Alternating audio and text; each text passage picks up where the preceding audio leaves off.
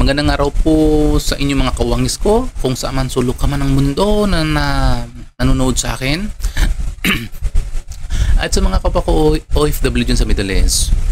Ito ang inyong lingkod Anton Olson. Sa hindi pa dyan nakaka-subscribe at nakaka-like ng mga videos ko, parang awan nyo na, paki-subscribe naman ako. Ngayon meron naman tayo ngayong pakikinggan na isang hinanakit o statement ni Ma'am Hanelet na isang linggo na pala siya hindi pinapapasok sa silda ni Pangulong Duterte. Bakit kaya?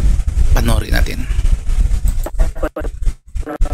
Hapon na yun, 5 minutes bago matapos amin ang visitation tayo namin.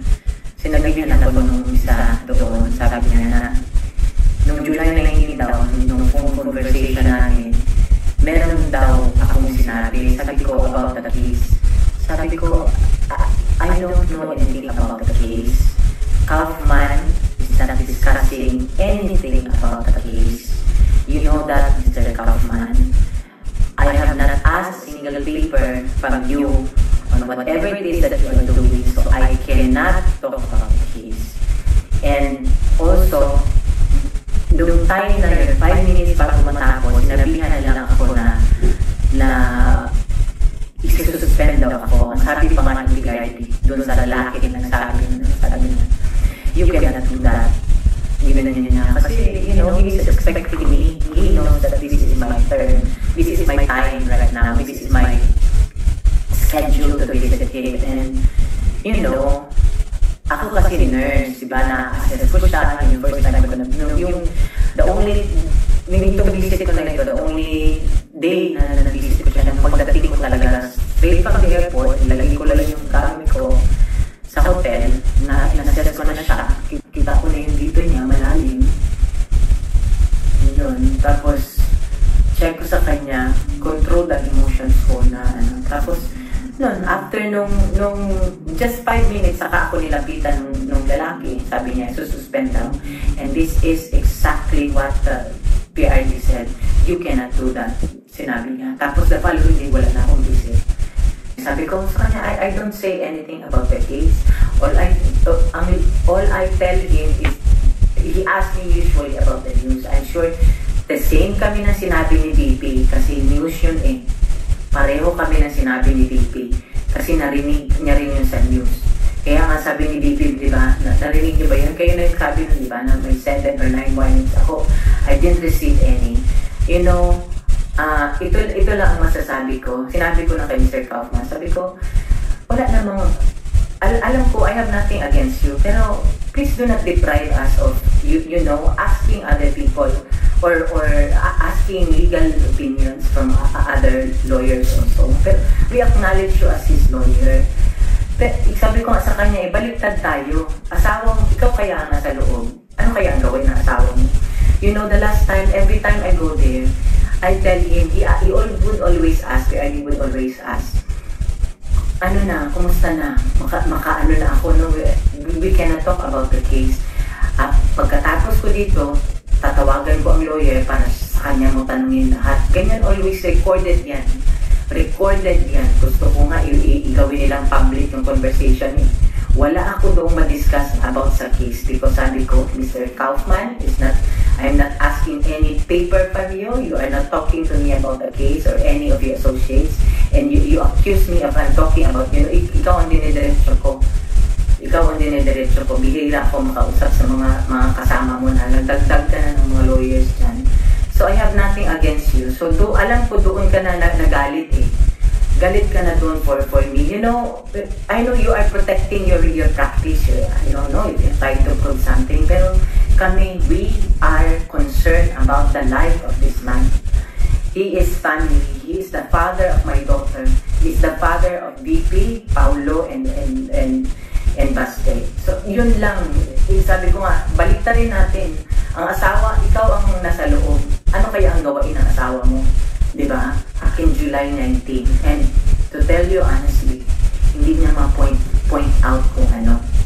Wala siya binigay sa akin notice. I'm supposed to receive it. And then, if he was able to hear it or napansin niya na noong July 19 pa ng phone conversation, why not call me up? Kasi nung one time na si VP na nag-violate na pinasa siya, pinasa niya ang phone, kinuha agad ang attention niya, di ba?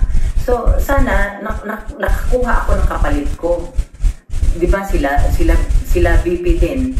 Sila VP din, di ba? Pag sa laban, ang isang na narinig ko sa kanya, bahala na si mag-isa siya. Kaya niya nang sabihin sa ICC na na mali ang ginagawa niya for doing this to this man. Tapos, yun na nga, yung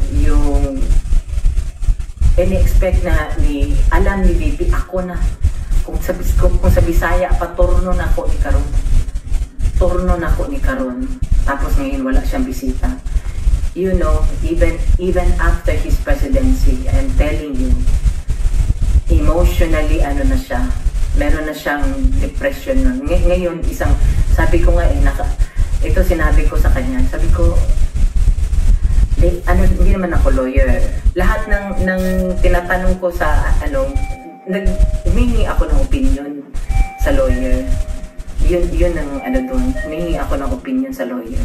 Several times ako nag-email Sabi ko, have mercy on the man, 80 years old. You know, you only get to talk to him 1 hour a day, Monday to Fridays, not on weekends. You don't see him 23 hours a day. I'm telling you, I am 110% sure na may depression na yan. Ngayon, dinideprive mo ako na mabisita siya, na may maalam niya nandito ako sa labas. Dinideprive mo ako na mabisita siya, at least may makausap siya na family. And I am stay in his room, he can stay sleeping for 24 hours. Kilala ko na yung tao. Saka sabi ko, di ba, ang opinion ko lahat, attorney, puro lang suggestion ba? Sabi ko, hindi ba kayo pupunta ng Pilipinas, kukuha ng whatever, di ba? Parang ganun, di ba? At least you should get more information about the man. How can you, ito pa ang question ko, how can you defend the man if you do not know the man? He's 80 years old, and then marami na siyang, alam mo na, marami na siyang hindi ma-remember, hindi ma-recall, malalo na nung nag-presidente siya, mga ganun. So, yun lang ang ko. Ilang taon ba ang meron o ilang araw, ilang buwan ba meron? Do you think you can say it? Only God knows. Only God knows. Kaya kami nag-i-effort kami dito na mabisita siya, mapuntahan siya, na at least may isang family member. Kaya ako miskin na ayaw niya na ako pabisitahin. Nandito pa rin ako kasi in case of emergency, ako ang pinakamalapit. Imagine in case of Pilipinas, it will take them like more than 24 hours to book a plane ticket just to come here. It would cost them how many, thousands of pesos para to. Kaya ako nandito, kaya lang, siyempre, naaawa ako. Alam ni Mayor Baste kung ano na lang ang naiisip ko. Kahit ano na lang, sabi ko sa kanya, hindi pa natin nagawa lahat. So nananawagan ako, alam ko every time na mga Pilipino, magdasal tayo. Samahan natin si VP Sara, sabi niya, miski siya na lang mag-isa. Totoo yung sinabi niya. Totoo ang sinabi niya, walang jurisdiction.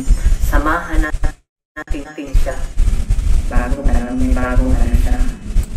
So, kawawa naman si Ma'am Hanilet. Yun po ang yan pong statement ni Ma'am Hanilet kung bakit hindi po siya makapasok sa selda dahil pala kay Attorney Kopman. So, sa ngayon, yan muna ang update natin po mga kawangis ko. Sa mga hindi pa dyan nakasubscribe, subscribe muna tayo. Subscribe muna kayo dyan at mag-likes. So, babay muna tayo. See you tomorrow.